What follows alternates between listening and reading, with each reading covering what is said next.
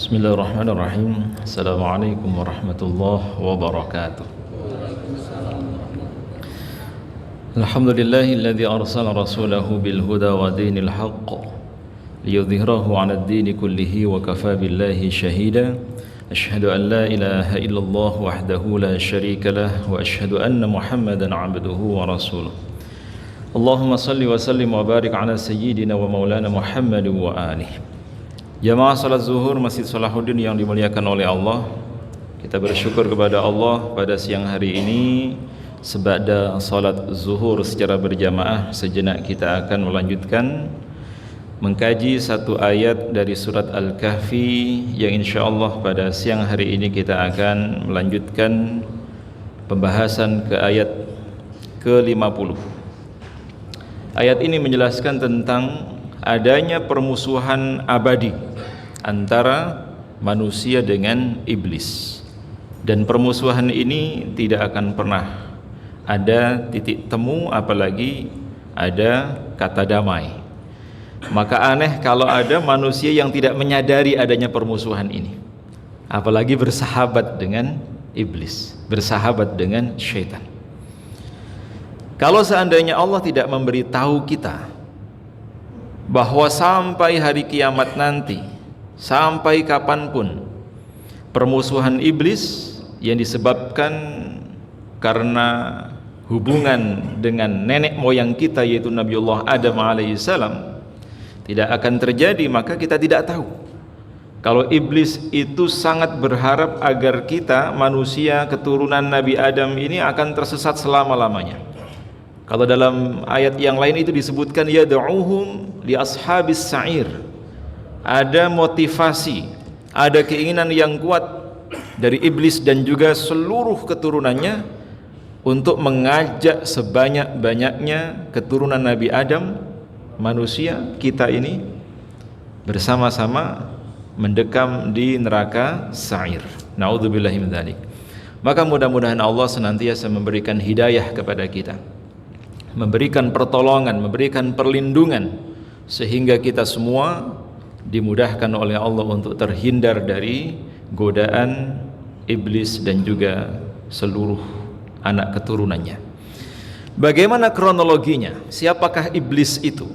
Di dalam ayat ini akan kita bahas bersama. Sebelumnya terlebih dahulu saya bacakan satu ayat yang mulia dari surat Al-Kahfi ayat ke-50 ini. أعوذ بالله من الشيطان الرجيم وإذ قلنا للملائكة اسجدوا لآدم فسجدوا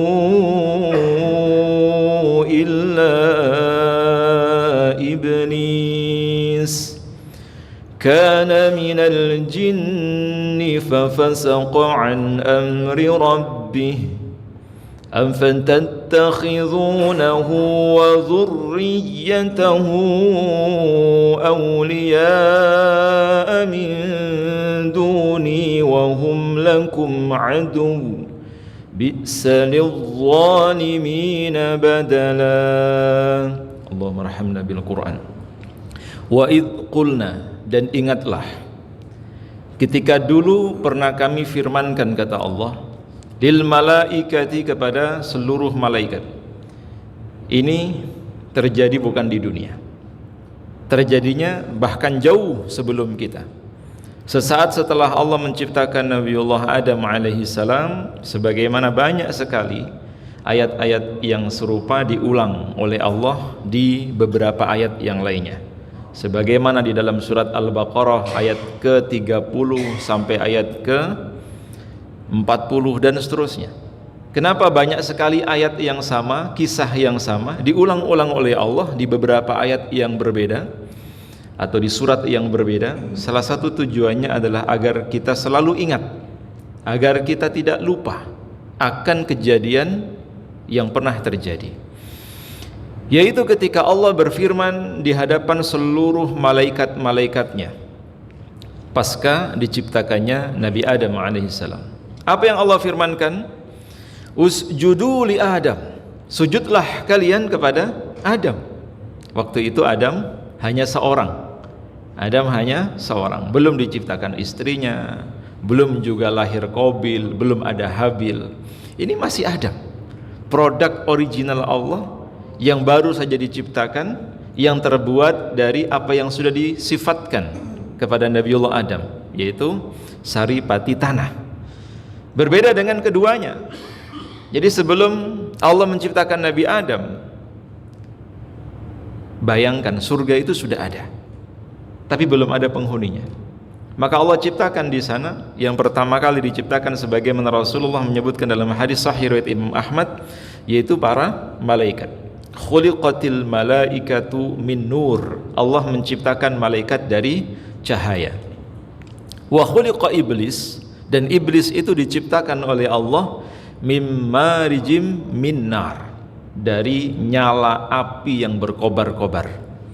Jadi unsurnya sudah beda. Malaikat diciptakan dari cahaya yang lembut, sedangkan iblis diciptakan oleh Allah dari api yang berkobar-kobar, yang menyala-nyala. Wa khuliqa Adam, sementara Adam diciptakan oleh Allah mimma wusifa lakum, sebagaimana yang sudah disifatkan pada diri kalian, yaitu dari saripati tanah. Kita dari tanah, malaikat dari cahaya, iblis dari api. Ini unsur yang berbeda. Maka pada saat itu para malaikat-malaikat Allah yang sudah diciptakan terlebih dahulu, yang sudah menghuni surga, melaksanakan perintah Allah untuk bersujud. Semua bersujud kepada Nabi Adam. Yang awalnya mereka sangsi, mereka tidak percaya. Bahkan sebagian mufassir menjelaskan malaikat itu trauma. Malaikat itu bisa trauma, suudzon kepada Allah, sebab sebelumnya Allah itu sudah menciptakan namanya Banul Jan, anak keturunan dari bangsa jin yang menghuni dunia terlebih dahulu sebelum kita, sebelum diturunkannya Nabi Adam. Nah, di hadapan mereka Allah mengatakan kepada para malaikat, wahai malaikat, aku akan menciptakan manusia di mana mereka akan menjadi khalifah di atas bumi.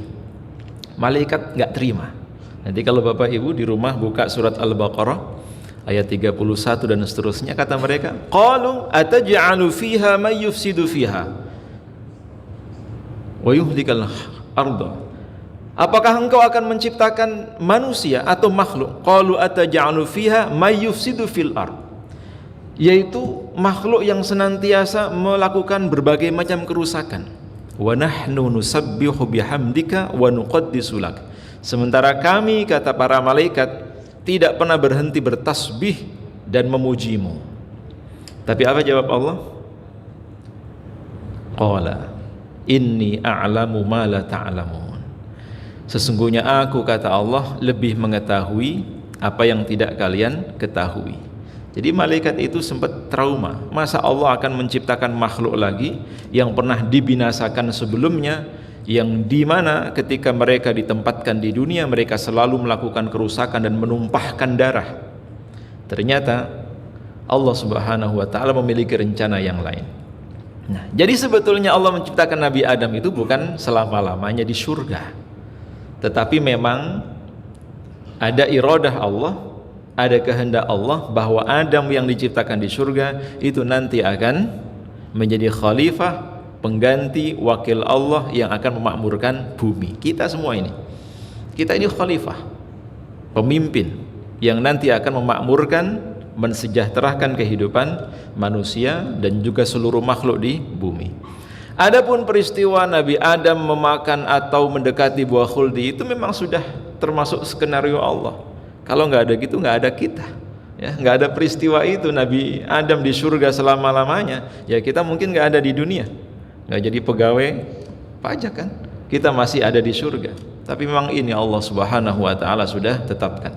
Nah, peristiwa yang kita tidak pernah menyaksikan dan tidak kita ketahui tapi terjadi, kata Allah, ingatlah ketika kami perintahkan kepada seluruh malaikat, termasuk saat itu ada jin atau ada iblis di sana. Tidak hanya malaikat, walaupun sebagian mufassir menjelaskan bahwa iblis itu adalah satu di antara golongan malaikat. Bahkan sebelumnya iblis itu termasuk makhluk yang paling taat kepada Allah. melebihi ketaatan para malaikat. Kalau malaikat disebutkan oleh Allah dalam surat At-Tahrim ayat yang ke-6, surat 66 ayat yang ke-6. Malaikat itu tidak pernah sekalipun bermaksiat kepada Allah. Sama sekali tidak pernah berbuat dosa. Itu malaikat. Sedangkan kalau iblis sebaliknya. Nah, manusia itu antara keduanya. Kadang ya kayak malaikat, alim, baik, rajin ke masjid. Kadang ya sifat-sifat iblisnya itu masih ada, suka usil ya, suka bohong. Itu memang manusia, itu unik. Oleh karena itu, pada saat Allah Subhanahu wa taala memerintahkan kepada para malaikat untuk bersujud, fasajadu, semua malaikat tanpa terkecuali bersujud. Illa iblis, kecuali iblis. Siapakah iblis itu? Kita baru tahu. Kalau iblis itu adalah kana minal jinni. Iblis itu adalah makhluk dari golongan bangsa jin, fafasaqa an amri rabbih, yang mendurhakai perintah Tuhannya. Sebagaimana kita tahu sebelumnya bahwa yang berasal dari api itu adalah bangsa jin, atau bangsa jin berasal dari api. Berarti iblis itu memang nenek moyangnya bangsa jin. Iblis itu nenek moyangnya bangsa jin. Meskipun dalam surat Al-Jin sendiri, jin-jin itu mengatakan wa anna minnal muslimun wa minna duna dalik. Tidak semua jin itu iblis, tidak semua jin itu jahat, tidak semua jin itu kafir. Ada di antara kami itu yang muslim, kata jin. Tapi ada juga di antara kami yang nonis, belum login. Bahkan wa anna minnal qasitun. Ada di antara kami itu yang jujur, yang baik, tapi juga di antara kami ada yang jahat. Sebagaimana manusia, ada yang baik, ada yang buruk. Nah, iblis enggan bersujud. Dalam banyak ayat yang lain Allah sebutkan kenapa dan apa alasan iblis enggan bersujud. Ternyata salah satu alasan mendasarnya adalah ana khairum min, aku lebih baik. Merasa lebih baik, merasa superior, merasa senior, itu adalah warisan dari sifat iblis. Dia tidak melihat lebih jauh bahwa sujud itu adalah perintah Allah. Iblis memandang, ya nggak pantas lah masa senior hormat sujud kepada junior. Harusnya Adam ini yang baru kemarin sore diciptakan, ya memberi hormat, salamkah atau sujud kepada malaikat yang terlebih dahulu atau jin yang terlebih dahulu ada di sana. Tapi ini logika Allah. Allah ingin menguji sejauh mana ketaatan hamba-hambanya, seberapa jujur mereka. Ternyata malaikat yang memang sejak diciptakan pertama kali tidak memiliki nafsu, tidak memiliki keinginan berbuat jahat, malaikat menuruti apa perintah Allah, sedangkan iblis enggan. Fafasaqa an amri rabbi. Inilah dosa pertama yang dilakukan oleh seorang makhluk. Apa dosa itu? Sombong, takabur. Dan sombong itu rentetannya sangat banyak. Berawal dari sombong, bisa jadi dia akan melakukan segala macam keburukan-keburukan lainnya. Maka Rasulullah mengatakan, la yadkhulul jannah man kana fi qalbihi mithqala dzarratun minal kibr. Tidak akan masuk surga siapapun yang di dalam hatinya terdapat seberat zarrah sifat sombong. Karena tidak pantas manusia atau makhluk sombong, itu tidak pantas. Apa yang kita sombongkan? Kita aja mungkin masih sering mencret ya, umbelen ketika kita kecil nggak bawa apa-apa. Kita dulu lahir ke dunia ini tidak punya apa-apa, jabatan juga nggak punya. Nanti kita mati, kita tinggalkan semuanya itu. Kita hanya dibungkus sehelai kain kafan, udah itu. Begitu cepatnya orang akan melupakan kita, begitu cepatnya orang akan meninggalkan kita, dan juga kita tinggalkan semua yang mati-matian tidak kita bawa mati itu. Apa yang bisa kita sombongkan? Seketika Allah membuat kita yang tadinya bisa melihat buta, bisa. Seketika Allah menjadikan kita sehat kemudian sakit tiba-tiba, bisa. Bahkan kita yang saat ini hidup tidak punya riwayat penyakit, rekam medis kita sehat walafiat, seketika mati bisa. nggak ada yang bisa kita sombongkan. Maka kalau ada benih-benih kesombongan itu ya warisan iblis. Dan kesombongan itu hanya punya Allah, tidak boleh dimiliki oleh selain Allah. Nah, ini yang harus kita garis bawahi Bapak Ibu. Afatattakhizunahu wa dzurriyyatahu awliya'a min duni. Maka apakah layak, apakah patut kalian wahai manusia menjadikan dia iblis dan juga keturunannya. Jadi iblis itu berkembang biak, ya. Iblis itu punya keturunan, ya. Sebagaimana Nabi Adam punya keturunan. Jadi ini permusuhan bukan lagi simbah-mbahnya, sudah zaman entah ini warisan kesekian gitu. Sampai keturunan terakhir. Sampai keturunan Nabi Adam terakhir, sampai keturunan iblis yang paling terakhir. Nah, cuma bedanya kalau iblis itu sejak lahir sudah dikasih tahu musuhmu adalah manusia. Sementara kita kan nggak ada yang ngasih tahu. Kadang jadi bestie, jadi teman, ya. Padahal nyata musuh yang nyata itu adalah syaitan. Inna syaitana lakum aduwwun fattakhidhuhu aduwa. Syaitan itu musuh yang nyata. Maka jadikan ia musuh selama-lamanya. Hanya saja syaitan itu banyak yang tidak terlihat daripada yang terlihat. Lalu bagaimana cara kita membedakan antara yang terlihat dengan yang tidak terlihat? Sebetulnya simpel.